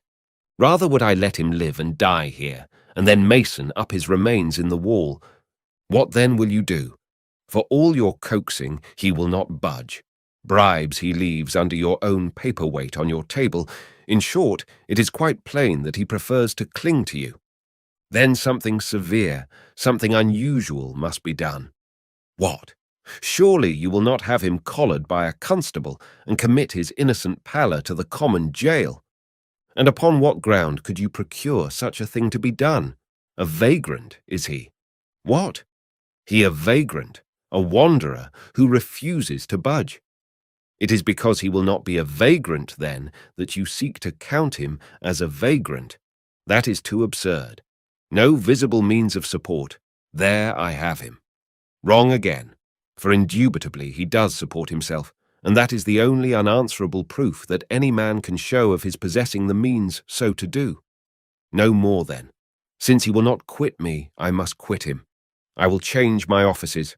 I will move elsewhere, and give him fair notice that if I find him on my new premises, I will then proceed against him as a common trespasser. Acting accordingly, next day I thus addressed him. I find these chambers too far from the city hall. The air is unwholesome. In a word, I propose to remove my offices next week, and shall no longer require your services. I tell you this now, in order that you may seek another place. He made no reply, and nothing more was said. On the appointed day, I engaged carts and men, proceeded to my chambers, and having but little furniture, everything was removed in a few hours. Throughout, the scrivener remained standing behind the screen, which I directed to be removed the last thing. It was withdrawn, and being folded up like a huge folio, left him the motionless occupant of a naked room. I stood in the entry watching him a moment, while something from within me upbraided me. I re-entered, with my hand in my pocket, and my heart in my mouth. "Goodbye, Bartleby. I am going. Goodbye, and God some way bless you. And take that," slipping something in his hand. But it dropped upon the floor, and then, strange to say, I tore myself from him whom I had so longed to be rid of. Established in my new quarters, For a day or two I kept the door locked and started at every footfall in the passages. When I returned to my rooms after any little absence, I would pause at the threshold for an instant and attentively listen, ere applying my key. But these fears were needless. Bartleby never came nigh me. I thought all was going well, when a perturbed-looking stranger visited me, inquiring whether I was the person who had recently occupied rooms at No Wall Street. Full of forebodings, I replied that I was. "Then, sir," said the stranger, who proved a lawyer, "you are responsible for the man you left there. He refuses to do any copying. He refuses to do anything. He says he prefers not to, and he refuses to quit the premises." "I am very sorry, sir," said I, with assumed tranquillity, but an inward tremor. "But really, the man you allude to is nothing to me. He is no relation or apprentice of mine, that you should hold me responsible for him." "In mercy's name, who is he?" "I certainly cannot inform you. I know nothing about him. Formerly I employed him as a copyist, but he has done nothing for me now for some time past." "I shall settle him then. Good morning, sir." Several days passed, and I heard nothing more, and though I often felt a charitable prompting to call at the place and see poor Bartleby, yet a certain squeamishness of I know not what withheld me. All is over with him by this time, thought I at last, when through another week no further intelligence reached me. But coming to my room the day after, I found several persons waiting at my door in a high state of nervous excitement. "That's the man! Here he comes!" cried the foremost one, whom I recognized as the lawyer who had previously called upon me alone. "You must take him away, sir, at once," cried a portly person among them, advancing upon me, and whom I knew to be the landlord of No Wall Street. "These gentlemen, my tenants, cannot stand it any longer. Mr. B," pointing to the lawyer, "has turned him out of his room, and he now persists in haunting the building generally, sitting upon the banisters of the stairs by day and sleeping in the entry by night. Everybody is concerned. Clients are leaving the offices. Some fears are entertained of a mob. Something you must do, and that without delay." Aghast at this torrent, I fell back before it, and would fain have locked myself in my new quarters. In vain I persisted that Bartleby was nothing to me, no more than to anyone else. In vain. I was the last person known to have anything to do with him, and they held me to the terrible account. Fearful then of being exposed in the papers, as one person present obscurely threatened, I considered the matter, and at length said that if the lawyer would give me a confidential interview with the scrivener in his, the lawyer's, own room, I would that afternoon strive my best to rid them of the nuisance they complained of. Going upstairs to my old haunt, there was Bartleby silently sitting upon the banister at the landing. "What are you doing here, Bartleby?" said I. "Sitting upon the banister," he mildly replied. I motioned him into the lawyer's room, who then left us. "Bartleby," said I, "are you aware that you are the cause of great tribulation to me by persisting in occupying the entry after being dismissed from the office?" No answer. Now one of two things must take place. Either you must do something, or something must be done to you. Now what sort of business would you like to engage in? Would you like to re-engage in copying for someone? No, I would prefer not to make any change. Would you like a clerkship in a dry goods store? There is too much confinement about that. No, I would not like a clerkship, but I'm not particular. Too much confinement, I cried. Why you keep yourself confined all the time? I would prefer not to take a clerkship, he rejoined, as if to settle that little item at once. How would a bartender's business suit you? There is no trying of the eyesight in that. I would not like it at all, though, as I said before, I am not particular. His unwonted wordiness inspirited me. I returned to the charge. Well then, would you like to travel through the country collecting bills for the merchants? That would improve your health. No, I would prefer to be doing something else. How then would going as a companion to Europe to entertain some young gentleman with your conversation? How would that suit you? Not at all. It does not strike me that there is anything definite about that. I like to be stationary, but I am not particular. "Stationary you shall be then," I cried, now losing all patience, and for the first time in all my exasperating connection with him, fairly flying into a passion. "If you do not go away from these premises before night, I shall feel bound. Indeed, I am bound to quit the premises myself," I rather absurdly concluded, knowing not with. What possible threat to try to frighten his immobility into compliance? Despairing of all further efforts, I was precipitately leaving him when a final thought occurred to me, one which had not been wholly unindulged before. "Bartleby," said I, in the kindest tone I could assume under such exciting circumstances, "will you go home with me now, not to my office, but my dwelling, and remain there till we can conclude upon some convenient arrangement for you at our leisure? Come, let us start now, right away." "No, at present I would prefer not to make any change at all." I answered nothing, but effectually dodging everyone by the suddenness and rapidity of my flight, rushed from the building, ran up Wall Street towards Broadway, and jumping into the first omnibus was soon removed from pursuit. As soon as tranquillity returned, I distinctly perceived that I had now done all that I possibly could, both in respect to the demands of the landlord and his tenants, and with regard to my own desire and sense of duty, to benefit Bartleby and shield him from rude persecution. I now strove to be entirely carefree and quiescent, and my conscience justified me in the attempt, though indeed it was not so successful as I could have wished. So fearful was I of being again hunted out by the incensed landlord and his exasperated tenants that, surrendering my business to nippers, for a few days I drove about the upper part of the town and through the suburbs in my rockaway, crossed over to Jersey City and Hoboken, and paid fugitive visits to Manhattanville and Astoria. In fact, I almost lived in my rockaway for the time. When again I entered my office, lo, a note from the landlord lay upon the desk. I opened it with trembling hands. It informed me that the writer had sent to the police and had Bartleby removed to the Tombs as a vagrant. Moreover, since I knew more about him than anyone else, he wished me to appear at that place and make a suitable statement of the facts. These tidings had a conflicting effect upon me. At first I was indignant, but at last almost approved.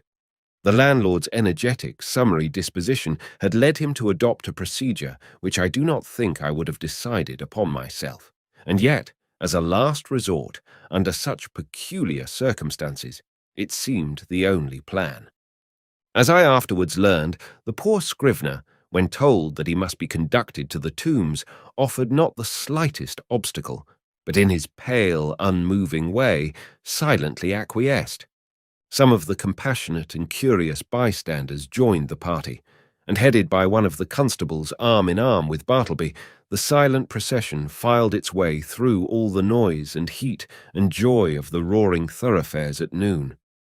The same day I received the note I went to the Tombs, or to speak more properly, the halls of justice. Seeking the right officer, I stated the purpose of my call, and was informed that the individual I described was indeed within.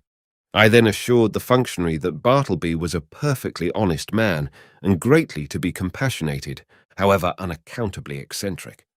I narrated all I knew and closed by suggesting the idea of letting him remain in as indulgent confinement as possible till something less harsh might be done, though indeed I hardly knew what. At all events, if nothing else could be decided upon, the almshouse must receive him. I then begged to have an interview. Being under no disgraceful charge, and quite serene and harmless in all his ways, they had permitted him freely to wander about the prison, and especially in the enclosed grass-platted yard thereof. And so I found him there, standing all alone in the quietest of the yards, his face towards a high wall, while all around, from the narrow slits of the jail windows, I thought I saw peering out upon him the eyes of murderers and thieves. "Bartleby!" "I know you," he said without looking round, "and I want nothing to say to you." "It was not I that brought you here, Bartleby," said I, keenly pained at his implied suspicion. "And to you this should not be so vile a place. Nothing reproachful attaches to you by being here. And see, It is not so sad a place as one might think. Look, there is the sky, and here is the grass. I know where I am, he replied, but would say nothing more, and so I left him. As I entered the corridor again, a broad, meat-like man in an apron accosted me, and jerking his thumb over his shoulder said, "Is that your friend?" "Yes." "Does he want to starve? If he does, let him live on the prison fare, that's all." "Who are you?" asked I, not knowing what to make of such an unofficially speaking person in such a place. "I am the grub man. Such gentlemen as have friends here hire me to provide them with something good to eat." "Is this so?" said I, turning to the turnkey. He said it was. "Well then," said I, slipping some silver into the grub man's hands, for so they called him, "I want you to give particular attention to my friend there. Let him have the best dinner you can get, and you must be as polite to him as possible." "Introduce me, will you?" said the grub man, looking at me with an expression which seemed to say he was all impatience for an opportunity to give a specimen of his breeding. Thinking it would prove of benefit to the scrivener, I acquiesced, and asking the grub man his name, went up with him to Bartleby. "Bartleby, this is Mr. Cutlets. You will find him very useful to you." "Your servant, sir, your servant," said the grub man, making a low salutation behind his apron. "Hope you find it pleasant here, sir. Spacious grounds, cool apartments, sir. Hope you'll stay with us some time. Try to make it agreeable. May Mrs. Cutlets and I have the pleasure of your company to dinner, sir, in Mrs. Cutlets' private room." "I prefer not to dine today," said Bartleby, turning away. "It would disagree with me. I am unused to dinners." So saying, he slowly moved to the other side of the enclosure and took up a position fronting the dead wall. "How's this?" said the grub man, addressing me with a stare of astonishment. "He's odd, ain't he?" "I think he is a little deranged," said I sadly. "Deranged? Deranged, is it? Well now, upon my word, I thought that friend of yourn was a gentleman forger. They are always pale and genteel-like, them forgers. I can't pity 'em. Can't help it, sir. Did you know Monroe Edwards?" he added touchingly, and paused. Then, laying his hand pityingly on my shoulder, sighed. "He died of consumption at Sing Sing. So you weren't acquainted with Monroe?" "No, I was never socially acquainted with any forgers, but I cannot stop longer. Look to my friend yonder. You will not lose by it. I will see you again." Some few days after this, I again obtained admission to the tombs and went through the corridors in quest of Bartleby, but without finding him. "I saw him coming from his cell not long ago," said a turnkey. "Maybe he's gone to loiter in the yards." So I went in that direction. "Are you looking for the silent man?" said another turnkey, passing me. "Yonder he lies, sleeping in the yard there. 'Tis not 20 minutes since I saw him lie down." The yard was entirely quiet. It was not accessible to the common prisoners. The surrounding walls, of amazing thickness, kept off all sounds behind them. The Egyptian character of the masonry weighed upon me with its gloom. But a soft, imprisoned turf grew underfoot, the heart of the eternal pyramids, it seemed, wherein, by some strange magic, through the clefts, grass seed, dropped by birds, had sprung. Strangely huddled at the base of the wall, his knees drawn up, and lying on his side, his head touching the cold stones, I saw the wasted Bartleby. But nothing stirred. I paused, then went close up to him, stooped over, and saw that his dim eyes were open. Otherwise he seemed profoundly sleeping. Something prompted me to touch him. I felt his hand when a tingling shiver ran up my arm and down my spine to my feet. The round face of the grub man peered upon me now. "His dinner is ready. Won't he dine today either? Or does he live without dining?" "Lives without dining," said I, and closed his eyes. "Eh? He's asleep, ain't he?" "With kings and counsellors," murmured I. There would seem little need for proceeding further in this history. Imagination will readily supply the meagre recital of poor Bartleby's interment.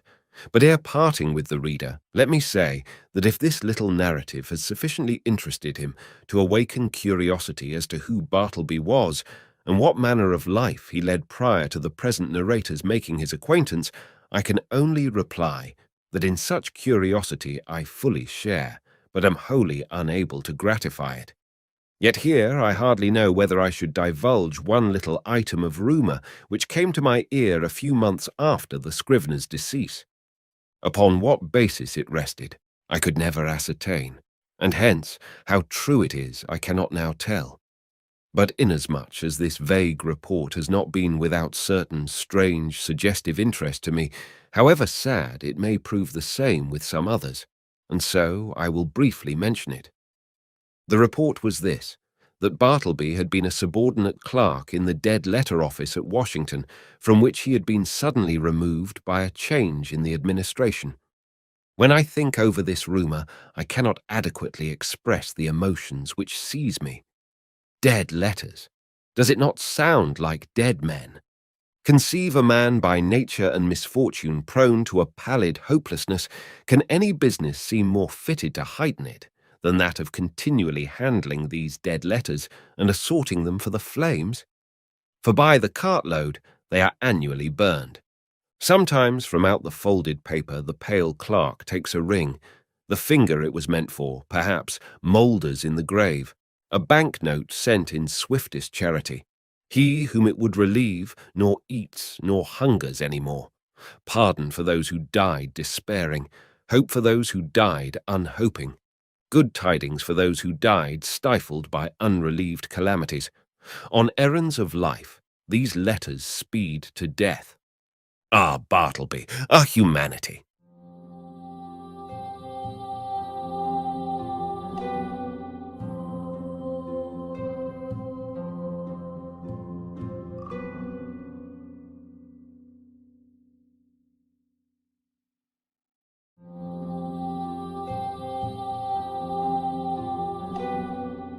The Piazza, Hermann Melville.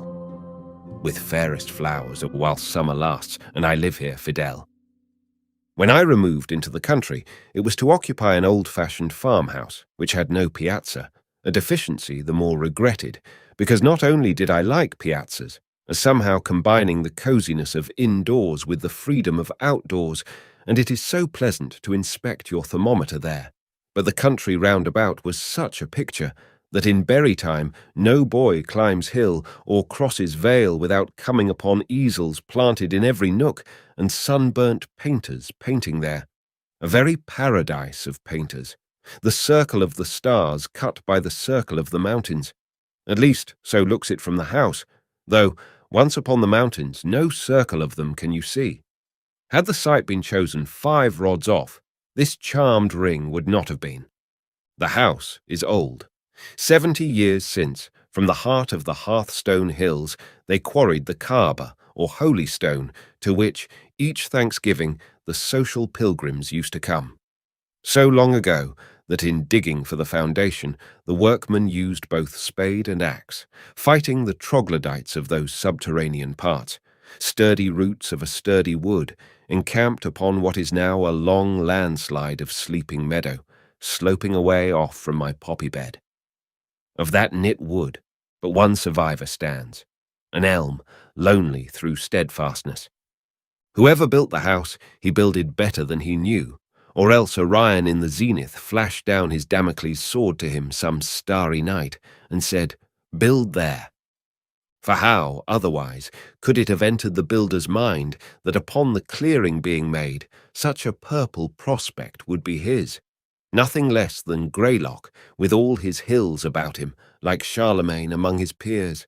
Now, for a house so situated in such a country, to have no piazza for the convenience of those who might desire to feast upon the view and take their time and ease about it, seemed as much of an omission as if a picture gallery should have no bench.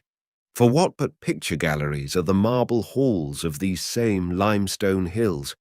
Galleries hung, month after month anew, with pictures ever fading into pictures ever fresh. And beauty is like piety.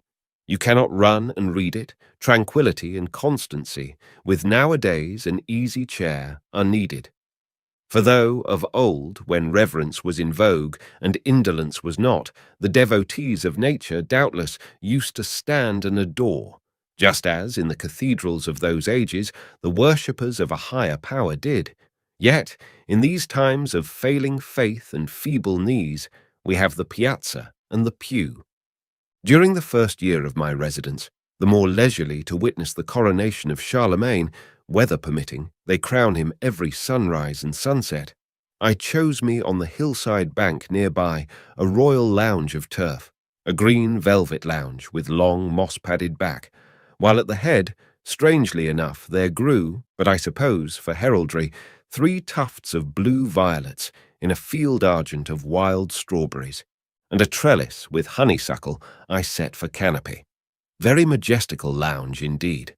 So much so that here, as with the reclining majesty of Denmark in his orchard, a sly earache invaded me. But if damps abound at times in Westminster Abbey, because it is so old, why not within this monastery of mountains, which is older? A piazza must be had. The house was wide, my fortune narrow, so that to build a panoramic piazza, one round and round, it could not be, although indeed, considering the matter by rule and square, the carpenters, in the kindest way, were anxious to gratify my furthest wishes, that I've forgotten how much a foot. Upon but one of the 4 sides would prudence grant me what I wanted. Now, which side? To the east, that long camp of the Hearthstone Hills, fading far away towards Quito, and every fall a small white flake of something peering suddenly, of a coolish morning, from the topmost cliff, the season's new-dropped lamb, its earliest fleece, and then the Christmas dawn, draping those dim highlands with red-barred plaids and tartans. Goodly sight from your piazza, that. Goodly sight. But to the north is Charlemagne. Can't have the Hearthstone Hills with Charlemagne. Well, the south side. Apple trees are there. Pleasant, of a balmy morning in the month of May, to sit and see that orchard, white-budded, as for a bridal. And, in October, one green Arsenal yard, such piles of ruddy shot. Very fine, I grant, but to the north is Charlemagne. The west side, look. An upland pasture, alleying away into a maple wood at top. Sweet, in opening spring, to trace upon the hillside, otherwise grey and bare, to trace, I say, the oldest paths by their streaks of earliest green. Sweet, indeed, I can't deny, but to the north is Charlemagne. So Charlemagne, he carried it. It was not long after 1848, and somehow, about that time, all round the world, these kings, they had the casting vote, and voted for themselves. No sooner was ground broken than all the neighbourhood, neighbour Dives in particular, broke too, into a laugh. Piazza to the north. Winter piazza. Once of winter midnights, to watch the aurora borealis, I suppose. Hope he's laid in good store of polar muffs and mittens. That was in the lion month of March. Not forgotten are the blue noses of the carpenters, and how they scouted at the greenness of the CIT who would build his sole piazza to the north. But March don't last forever. Patience, and August comes. And then, in the cool Elysium of my northern bower, I, Lazarus in Abraham's bosom, cast down the hill a pitying glance on poor old Dives, tormented in the purgatory of his piazza to the south. But even in December, this northern piazza does not repel, nipping cold and gusty though it be, and the north wind, like any miller, bolting by the snow in finest flower. For then, once more, with frosted beard, I pace the sleety deck, weathering Cape Horn. In summer, too, Canute-like, sitting here, one is often reminded of the sea. For not only do long groundswells roll the slanting grain, and little wavelets of the grass ripple over upon the low piazza, as their beach, and the blown down of dandelions is wafted like the spray, and the purple of the mountains is just the purple of the billows, and a still August noon broods upon the deep meadows as a calm upon the line. But the vastness and the lonesomeness are so oceanic, and the silence and the sameness, too, that the first peep of a strange house, rising beyond the trees, is for all the world like spying, on the Barbary coast, an unknown sail. And this recalls my inland voyage to fairyland, a true voyage, but take it all in all, interesting as if invented. From the piazza, some uncertain object I had caught mysteriously snugged away, to all appearance, in a sort of purpled breast pocket, high up in a hopper-like hollow or sunken angle among the northwestern mountains, yet whether, really, it was on a mountainside or a mountain top could not be determined, because, though, viewed from favourable points, a blue summit, peering up away behind the rest, will, as it were, talk to you over their heads, and plainly tell you that though he, the blue summit, seems among them, he is not of them, God forbid, and indeed would have you know that he considers himself, as to say truth, he has good right, by several cubits their superior, nevertheless, certain ranges here and there double-filed, as in platoons, so shoulder and follow up upon one another, with their irregular shapes and heights, that from the piazza a nigher and lower mountain will, in most states of the atmosphere, effacingly shade itself away into a higher and further one. That an object, bleak on the former's crest, will, for all that, appear nested in the latter's flank. These mountains somehow they play at hide-and-seek, and all before one's eyes. But be that as it may, the spot in question was, at all events, so situated as to be only visible, and then but vaguely, under certain witching conditions of light and shadow. Indeed, for a year or more, I knew not there was such a spot, and might perhaps have never known, had it not been for a wizard afternoon in autumn, late in autumn, a mad poet's afternoon, when the turned maple woods in the broad basin below me, having lost their first vermilion tint, dully smoked, like smouldering towns, when flames expire upon their prey. And rumour had it that this smokiness in the general air was not all Indian summer, which was not used to be so sick a thing, however mild, but in great part was blown from far-off forests for weeks on fire in Vermont, so that no wonder the sky was ominous as Hecate's cauldron, and two sportsmen crossing a red stubble buckwheat field seemed guilty Macbeth and foreboding Banquo, and the hermit's son, hutted in an Adullam cave well towards the south, according to his season, did little else, but by indirect reflection of narrow rays shot down a Simplon pass among the clouds, just steadily paint one small, round, strawberry mole upon the wan cheek of northwestern hills. Signal as a candle, one spot of radiance, where all else was shade. Fairies there, thought I, some haunted ring where fairies dance. Time passed, and the following May, after a gentle shower upon the mountains, a little shower islanded in misty seas of sunshine, such a distant shower, and sometimes 2 and 3 and 4 of them, all visible together in different parts, as I love to watch from the piazza, instead of thunderstorms, as I used to, which wrap old Greylock like a Sinai, till one thinks swart Moses must be climbing among scathed hemlocks there. After, I say, that gentle shower, I saw a rainbow, resting its further end just where, in autumn, I had marked the mole. Fairies there, thought I, remembering that rainbows bring out the blooms, and that, if one can but get to the rainbow's end, his fortune is made in a bag of gold. Yon rainbow's end, would I were there, thought I, and none the less I wished it. For now, first noticing what seemed some sort of glen or grotto in the mountainside, at least whatever it was, viewed through the rainbow's medium, it glowed like the Potosi mine.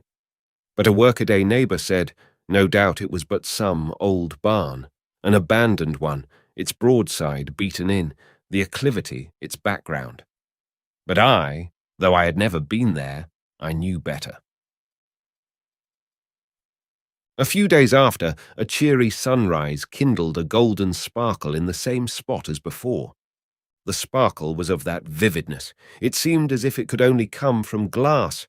The building, then, if building, after all it was, could at least not be a barn, much less an abandoned one. Stale hay, 10 years musting in it. No. If aught built by mortal, it must be a cottage, perhaps long vacant and dismantled, but this very spring magically fitted up and glazed. Again, one noon, in the same direction, I marked, over dimmed tops of terraced foliage, a broader gleam, as of a silver buckler, held sunwards over some croucher's head, which gleam, experience in like cases taught, must come from a roof newly shingled. This, to me, made pretty sure the recent occupancy of that far cot in fairyland. Day after day now, full of interest in my discovery, what time I could spare from reading the Midsummer's Night Dream, and all about Titania, wishfully I gazed off towards the hills, but in vain. Either troops of shadows and imperial guard, with slow pace and solemn, defiled along the steeps, or, routed by pursuing light, fled broadcast from east to west, old wars of Lucifer and Michael, or the mountains, though unvexed by these mirrored sham fights in the sky, had an atmosphere otherwise unfavourable for fairy views. I was sorry, the more so because I had to keep my chamber for some time after, which chamber did not face those hills. At length, when pretty well again, and sitting out in the September morning upon the piazza, and thinking to myself, when, just after a little flock of sheep, the farmer's banded children passed, and nutting, and said, "How sweet a day!" It was, after all, but what their fathers call a weather breeder, and indeed was become so sensitive through my illness as that I could not bear to look upon a Chinese creeper of my adoption, and which, to my delight, climbing a post of the piazza, had burst out in starry bloom. But now, if you removed the leaves a little, showed millions of strange, cankerous worms, which, feeding upon those blossoms, so shared their blessed hue as to make it unblessed evermore. Worms whose germs had doubtless lurked in the very bulb which, so hopefully, I had planted. In this ingrate peevishness of my weary convalescence was I sitting there, when, suddenly looking off, I saw the golden mountain window, dazzling like a deep-sea dolphin. Fairies there, thought I once more, the queen of fairies at her fairy window, at any rate, some glad mountain girl. It will do me good, it will cure this weariness, to look on her. No more. I'll launch my yawl, ho, cheerly heart, and push away for fairyland, for Rainbow's End, in fairyland. How to get to fairyland, by what road, I did not know, nor could anyone inform me, not even one Edmund Spencer, who had been there, so he wrote me, further than that to reach fairyland, it must be voyaged to, and with faith. I took the fairy mountains' bearings, and the first fine day, when strength permitted, got into my yawl, high-pommelled, leather one, cast off the fast, and away I sailed, free voyager as an autumn leaf. Early dawn, and sallying westward, I sowed the morning before me. Some miles brought me nigh the hills, but out of present sight of them. I was not lost, for roadside golden-rods as guide-posts pointed, I doubted not, the way to the golden window. Following them, I came to a lone and languid region, where the grass-grown ways were travelled but by drowsy cattle, that, less waked than stirred by day, seemed to walk in sleep. Browse they did not. The enchanted never eat. At least, so says Don Quixote, that sagest sage that ever lived. On I went, and gained at last the fairy mountain's base, but saw yet no fairy ring. A pasture rose before me, letting down 5 mouldering bars, so moistly green they seemed fished up from some sunken wreck. A wigged old Ares, long-visaged and with crumpled horn, came snuffing up, and then, retreating, decorously led on along a milky way of whiteweed, past dim clustering Pleiades and Hyades of small forget-me-nots, and would have led me further still his astral path, but for golden flights of yellow birds, pilots surely to the golden window, to one side flying before me, from bush to bush, towards deep woods, which woods themselves were luring, and somehow lured, too, by their fence, banning a dark road, which, however dark, led up. I pushed through, when Ares, renouncing me now for some lost soul, wheeled and went his wiser way, forbidding and forbidden ground to him. A winter-wood road, matted all along with wintergreen. By the side of pebbly waters, waters the cheerier for their solitude, beneath swaying fir boughs, petted by no season, but still green in all, on I journeyed, my horse and I. On by an old sawmill, bound down and hushed with vines, that his grating voice no more was heard. On by a deep flume clove through snowy marble, vernal tinted, where freshet eddies had on each side spun out empty chapels in the living rock. On, where jacks in the pulpit, like their Baptist namesake, preached but to the wilderness. On, where a huge cross-grained block, fern-bedded, showed where, in forgotten times, man after man had tried to split it, but lost his wedges for his pains, which wedges yet rusted in their holes. On, where, ages past, in step-like ledges of a cascade, skull-hollow pots had been churned out by ceaseless whirling of a flintstone, ever wearing, but itself unworn. On, by wild rapids pouring into a secret pool, but soothed by circling there awhile, issued forth serenely. On, to less broken ground, and by a little ring, where truly fairies must have danced, or else some wheel tire been heated, for all was bare.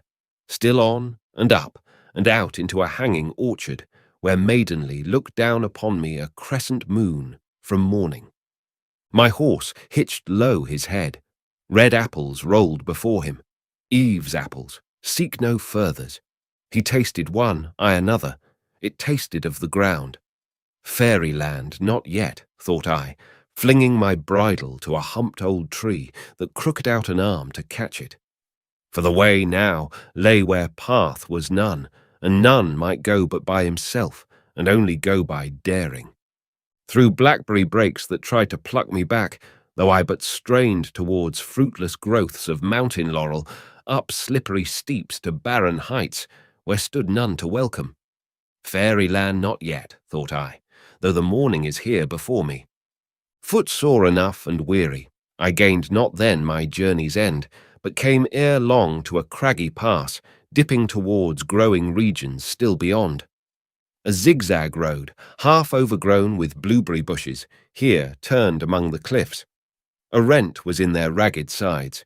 Through it a little track branched off, which, upwards threading that short defile, came breezily out above, to where the mountain top, part sheltered northward by a taller brother, sloped gently off a space, ere darkly plunging. And here, among fantastic rocks, reposing in a herd, the foot-track wound, half-beaten up to a little, low-storied, greyish cottage, capped, nun-like, with a peaked roof. On one slope the roof was deeply weather-stained, and, nigh the turfy eaves trough, all velvet-napped. No doubt the snail-monks founded mossy priories there. The other slope was newly shingled. On the north side, doorless and windowless, the clapboards, innocent of paint, were yet green as the north side of lichened pines or copperless hulls of Japanese junks, becalmed. The whole base, like those of the neighbouring rocks, was rimmed about with shaded streaks of richest sod. For, with hearthstones in fairyland, the natural rock, though housed, preserves to the last, just as in open fields, its fertilizing charm. Only, by necessity, working now at a remove to the sward without. So at least, says Oberon, grave authority in fairy law. Though setting Oberon aside, certain it is that even in the common world, the soil, close up to farmhouses, as close up to pasture rocks, is, even though untended, ever richer than it is a few rods off. Such gentle, nurturing heat is radiated there. But with this cottage, the shaded streaks were richest in its front and about its entrance, where the ground-sill and especially the door-sill had, through long eld, quietly settled down. No fence was seen, no enclosure. Nearby, ferns, ferns, ferns. Further, woods, woods, woods. Beyond, mountains, mountains, mountains. Then, sky, sky, sky. Turned out in aerial commons, pasture for the mountain moon. Nature, and but nature, house and all. Even a low cross-pile of silver birch, piled openly to season, up among whose silvery sticks, as through the fencing of some sequestered grave, sprang vagrant raspberry bushes, wilful asserters of their right of way. The foot-track, so dainty narrow, just like a sheep-track, led through long ferns that lodged. Fairyland at last, thought I. Una and her lamb dwell here. Truly, a small abode, mere palanquin, set down on the summit in a pass between two worlds, participant of neither. A sultry hour, and I wore a light hat of yellow sinnet with white duck trousers, both relics of my tropic sea-going. Clogged in the muffling ferns, I softly stumbled, staining the knees a sea green. Pausing at the threshold, or rather where threshold once had been, I saw through the open doorway a lonely girl sewing at a lonely window.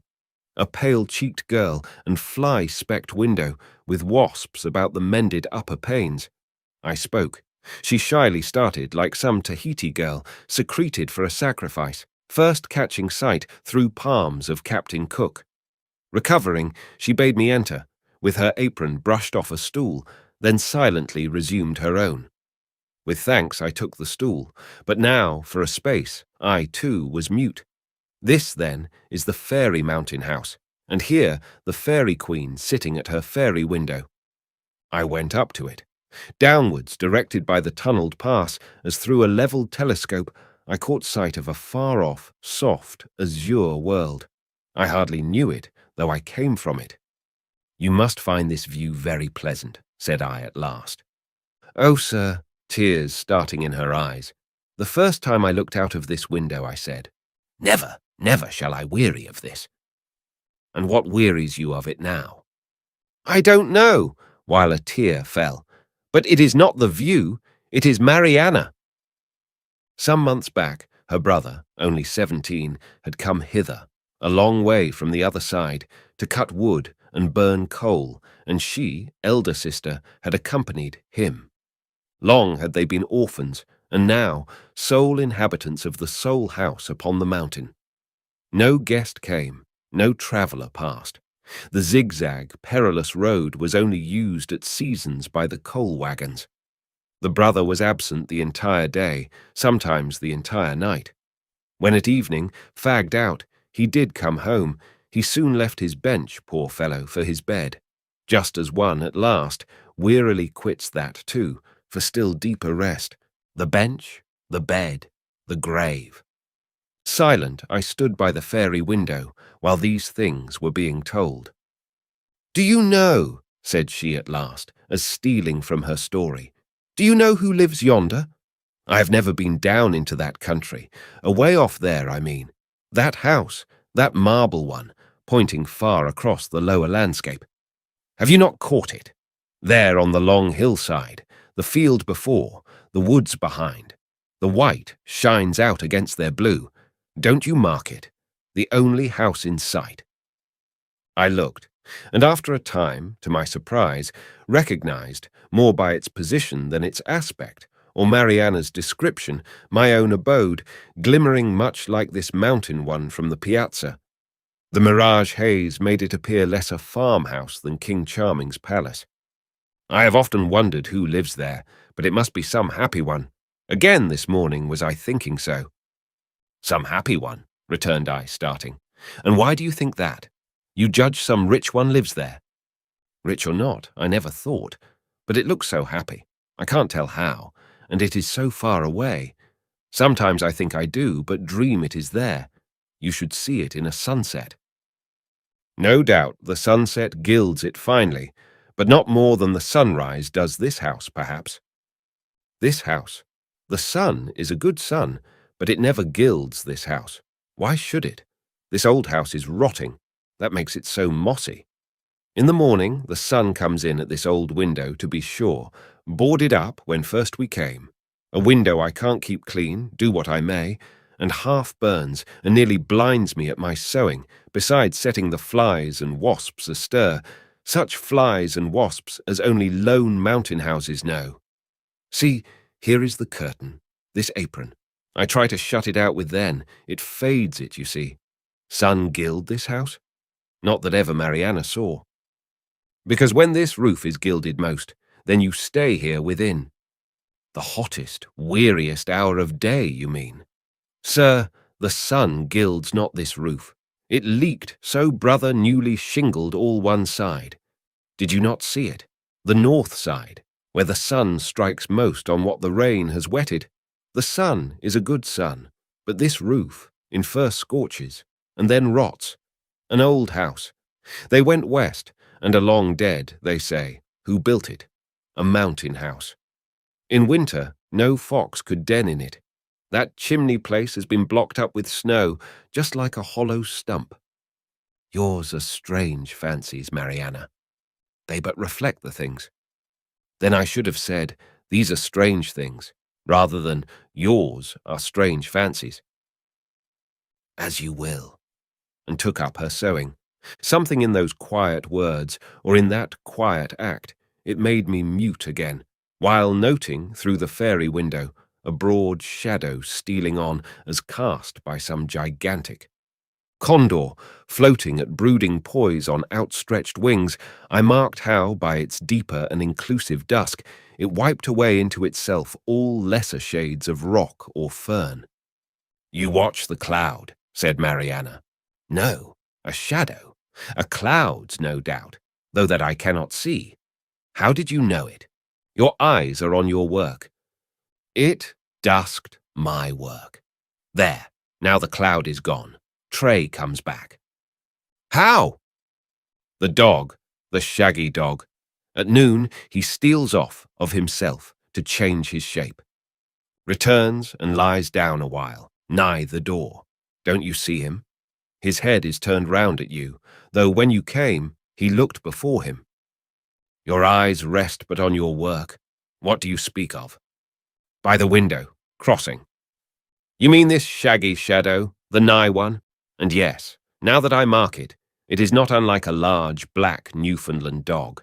The invading shadow gone, the invaded one returns, but I do not see what casts it.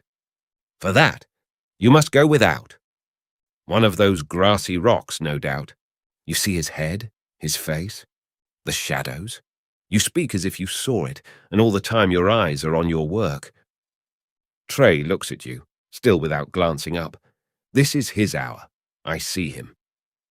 Have you then so long sat at this mountain window, where but clouds and vapours pass, that to you shadows are as things, though you speak of them as of phantoms, that by familiar knowledge, working like a second sight, you can, without looking for them, tell just where they are, though, as having mice-like feet, they creep about and come and go. That to you, these lifeless shadows are as living friends, who, though out of sight, are not out of mind, even in their faces. Is it so? That way I never thought of it. But the friendliest one, that used to soothe my weariness so much, coolly quivering on the ferns, it was taken from me, never to return, as Tray did just now.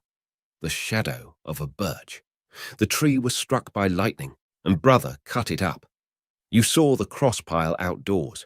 The buried root lies under it, but not the shadow. That is flown, and never will come back, nor ever anywhere stir again. Another cloud here stole along, once more blotting out the dog and blackening all the mountain. While the stillness was so still, deafness might have forgot itself, or else believed that noiseless shadow spoke. Birds, Mariana, singing birds, I hear none. I hear nothing. Boys and bobolinks, do they never come a-berrying up here? Birds I seldom hear, boys never. The berries mostly ripe and fall, few but me the wiser. But yellowbirds showed me the way, part way at least. And then flew back. I guess they play about the mountainside, but don't make the top their home. And no doubt you think that living so lonesome here, knowing nothing, hearing nothing, little at least but sound of thunder and the fall of trees, never reading, seldom speaking, yet ever wakeful, this is what gives me my strange thoughts. For so you call them, this weariness and wakefulness together. Brother, who stands and works in open air, would I could rest like him. But mine is mostly but dull woman's work. Sitting, sitting, restless sitting. But do you not go walk at times? These woods are wide. And lonesome, lonesome, because so wide. Sometimes 'tis true, of afternoons, I go a little way, but soon come back again. Better feel lone by hearth than rock. The shadows hereabouts I know, those in the woods are strangers. But the night? Just like the day. Thinking, thinking.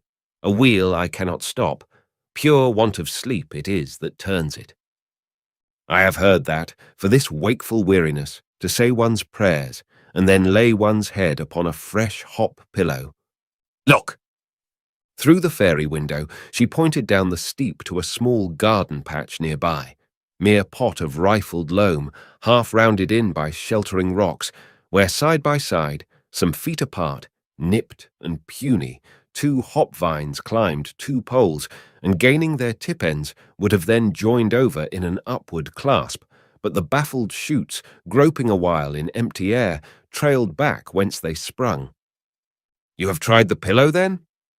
Yes. And prayer? Prayer and pillow. Is there no other cure or charm? Oh, if I could but once get to yonder house, and but look upon whoever the happy being is that lives there. A foolish thought. Why do I think it? Is it that I live so lonesome and know nothing? I, too, know nothing, and therefore cannot answer. But for your sake, Mariana, well could wish that I were that happy one of the happy house you dream you see, for then you would behold him now, and as you say, this weariness might leave you. Enough. Launching my yawl no more for fairyland, I stick to the Piazza. It is my box royal, and this amphitheatre, my theatre of San Carlo. Yes, the scenery is magical, the illusion so complete, and Madame Meadowlark, my prima donna, plays her grand engagement here, and drinking in her sunrise note, which, Memnon-like, seems struck from the golden window, how far from me the weary face behind it. But every night, when the curtain falls, truth comes in with darkness. No light shows from the mountain. To and fro I walk the piazza deck, haunted by Mariana's face, and many as real a story.